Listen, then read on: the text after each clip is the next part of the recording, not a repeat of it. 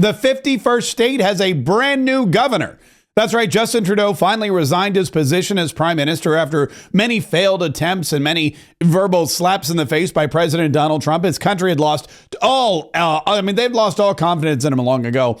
But Justin Trudeau resigned, and the Liberals in Canada, they finally decided on a brand new prime minister. Canada has one of those weird systems where the prime minister is chosen by the party in power. So the people choose the party chooses the prime minister. So when Justin Trudeau resigned, there wasn't a new election. The Liberals just all got together and elected another Liberal, a guy by the name of Mark Carney. And Mark Carney is even more liberal than Justin Trudeau. And as far as I know, he doesn't break down into tears every 5 seconds. Also, he hates the United States of America, is not a fan of Donald Trump, and believes that he can fight with his 20,000 troops on horseback against whatever tariffs and acquisitions Donald Trump is interested in making. America is not Canada. And Canada never, ever will be part of America in any way, shape, or form. We didn't ask for this fight. We didn't ask for this fight. But Canadians are always ready when someone else drops the gloves. So the Americans, they should make no mistake, in trade as in hockey, Canada will win. Making a hockey reference when talking about politics is about the most Canadian thing you could ever do, incidentally. But that's it. That's the new guy for now. There will be an election later this year. There's going to be a general election in Canada. And if the Liberal Party loses, which a lot of people think they do because the Conservative Party has seen a huge growth because of Justin Trudeau's horrible leadership. It's the equivalent of Joe Biden. Joe Biden destroyed the Liberal Party in the United States of America. The Conservatives rose to power. Justin Trudeau destroyed the Liberal Party in Canada, and the Conservatives will rise to power. So this may be the shortest round or reign of prime minister that we've seen in a long time. Speaking of Democrats losing control, President Donald Trump was asked a couple times about the Democrats. He did a sit-down interview with Maria Bartiromo, and he also did an impromptu interview on Air Force One while he was flying back to Washington, D.C. And both times he commented about the outbursts and the seemingly lack of direction and discipline that the Democrat Party has been experiencing lately. And here's what he had to say about how lost these people seem to be. The Democrats are out of control. You saw that the other night during the speech when they wouldn't stand up for two of the young ladies were killed by illegal aliens, one with the cancer, the young man with the cancer, and all you want to do is stand up and applaud the man and the boy, the young boy. And nobody's ever seen anything like that. They're out of control. They've lost their minds. They're out of control. They've lost their minds. That is something that is being echoed far and wide. When you look at some of the TikTok videos that these people are producing, when you look at some of the interviews that they're having, when you look at some of the things they're saying, nothing the Democrats ever speak of is substance. And in fact, most of it is just profanity these days. They are trying to win the meme wars, and they're failing miserably. They have no idea why they lost the election. And at this point in time, they have no idea how to win any future elections, which is actually great news for the Republican Party moving forward. But Donald Trump, as I said, was on with Maria Bartiromo, and he echoed that statement about the Democrats just being totally gone. There's something wrong with them. It's just something I can't even believe it. They lost an election in a landslide. They were talking about men playing in women's sports. When I looked the other night, I made a speech. The Republicans were going wild, and the Democrats were having their little signs up, little tiny signs. And I said, it's unbelievable. They don't get it. They don't get it now. And I think they're going to end up being a minor party if they keep going like this, because people don't want to hear about these stupid ideas that they have. Transgender for everybody. And again, the men and women's sports, what is that, a 90-10 deal? I don't even know who the 10 would be. But they're fighting for it. And I try and say to myself, because you always like to understand where your opponent is, whether it's in business or anything else, is there something I don't understand? But we don't understand it. We don't understand. We don't understand anything. We don't understand anything those Democrats do. And the Democrats, they try their best. They still have the fake news media. They still believe that the fake news media is popular and something that the American people trust, even though they don't. And they still believe that they want to try to slide in a couple of those questions every now and then to try to trip up President Donald Trump. One of them was on Air Force One. A Washington Post reporter, a fake news reporter, tried to slide in a question for Donald Trump that he thought was clever, but Donald Trump is way more cleverer, if that's even a thing. And he soon regretted it.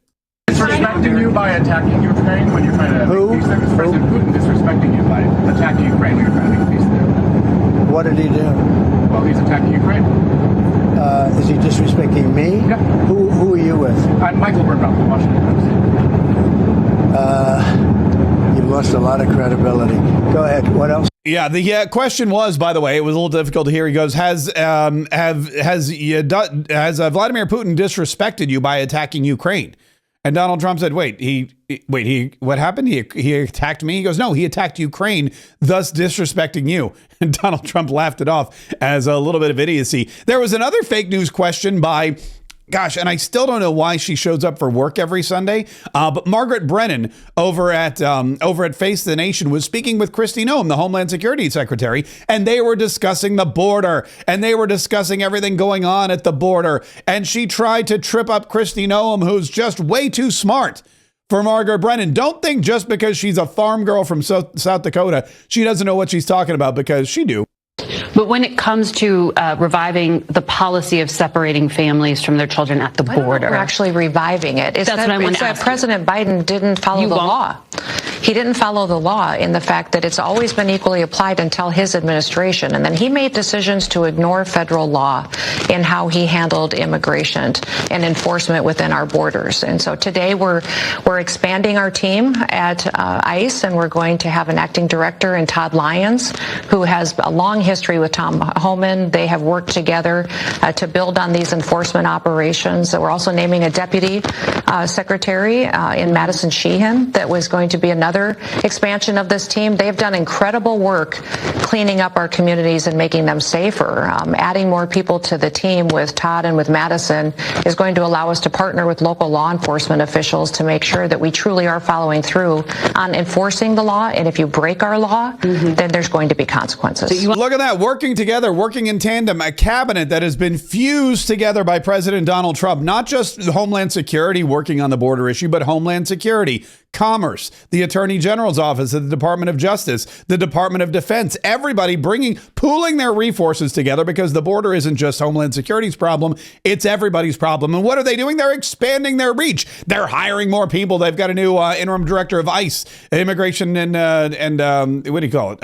Enforcement, immigration and I always forget that. Anyway, it doesn't matter. ICE is expanding, and they're getting more and more people involved in the process of deporting illegal immigrants, and also securing the border so that no illegal immigrants come forward.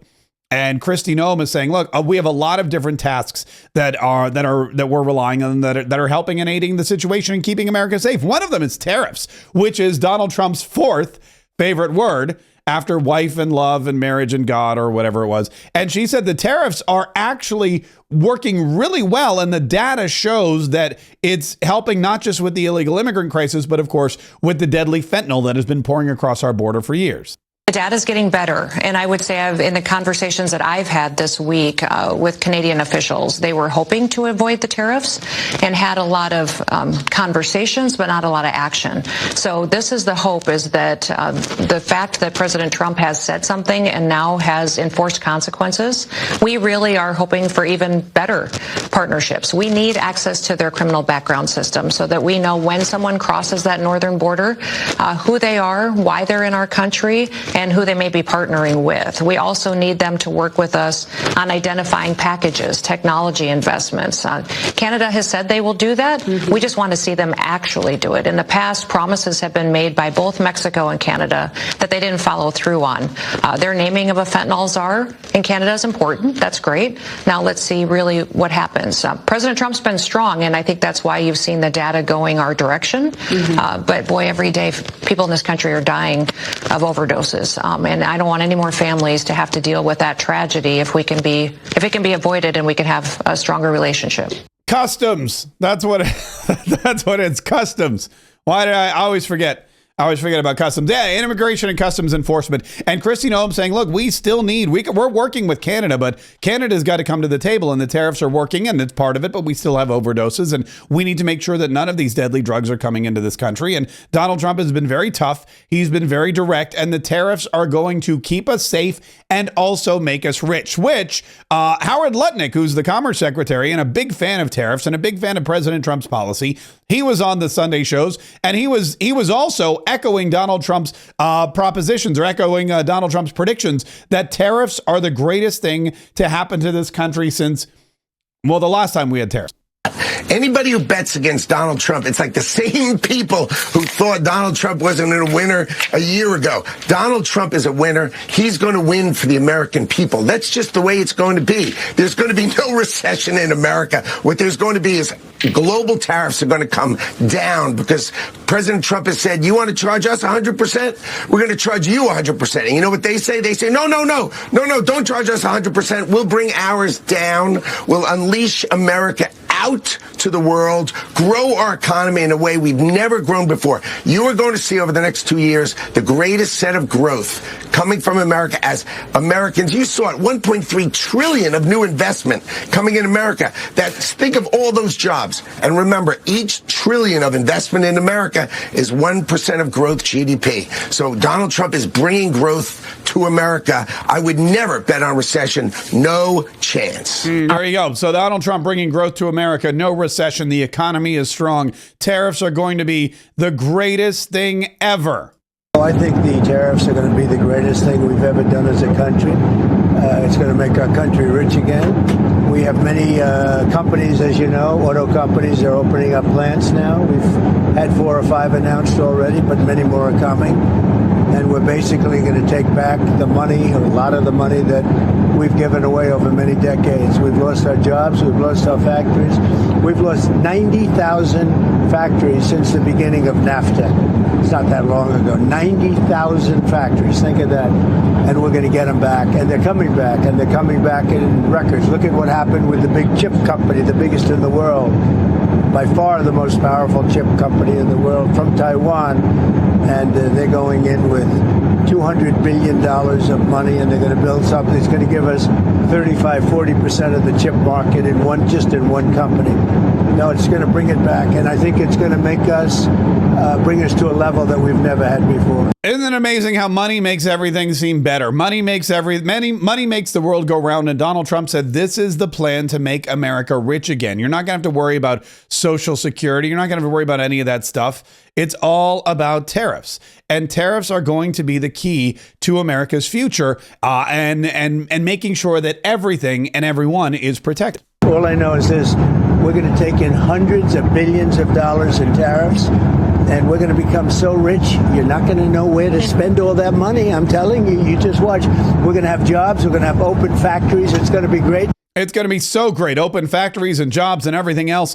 And it all begins with the tariffs. It continues, however, with the budget. And this week we are set to run out of money on March 14th. That's when the current spending limits will expire. And there needs to be a new spending bill in place by then, or we will default and the government will shut down. And I know what you're thinking. Wow, deja vu. Didn't this just happen a few months ago? Yes, it did. That's what happens when Mike Johnson and the Republicans kick the can down the road. But there is a continuing resolution, a clean CR, and a lot of Republicans are jumping on board. Donald Trump has urged Republicans to jump on board because A, we don't want the government to shut down now, and B, Donald Trump wants to be able to put in forth a lot of his executive orders or a lot of his agenda items, including no tax on tips, no tax on Social Security, no tax on overtime pay. And all of that, of course, requires money. So he wants the Republicans to give him the money. Also, he doesn't want the Democrats getting in the way of everything. And Stephen Miller said that the Democrats, the only thing they have going for them right now is being blockers.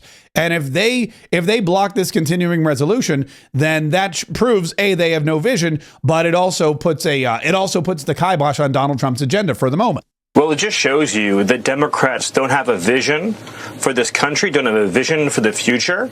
They've become totally radicalized, and all they have to offer is unthinking, unfeeling, angry, senseless opposition, as evidenced by their shameful conduct that has now been much discussed around the world at the State of the Union, where all they could do was oppose every single proposal that President Trump had, every victory that President Trump had for America that are supported by 80% of the American people, like keeping men out of women's sports, refusing even to stand for a child who overcame and is in the process of fighting brain cancer, refusing to stand for the victims of monstrous crimes committed by illegal aliens, refusing to stand for a child who lost his parent and who is now going to be going into West Point, and the examples are endless from that evening. And so now you have President Trump putting forward what's known as a continuing resolution.